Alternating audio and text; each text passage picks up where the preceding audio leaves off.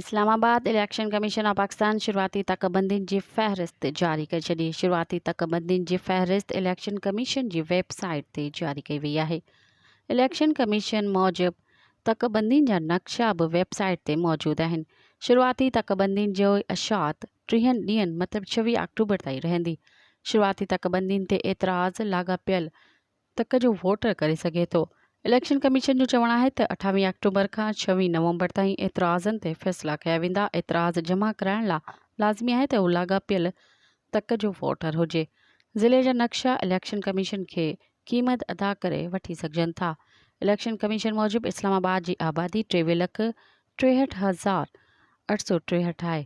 इस्लामाबाद में क़ौमी असैम्बलीअ जूं 3 सीटूं आहिनि। इस्लामाबाद में क़ौमी असैम्बली जी 1 सीट जी कोट आहे 7,87,954 आहे। मज़ीद ख़बरनि ऐं तफ़सीलात लाइ विज़िट कयो असांजी वेबसाइट www.awamiNewsHD.com ऐं ॾिसंदा रहो अवामी न्यूज़ HD।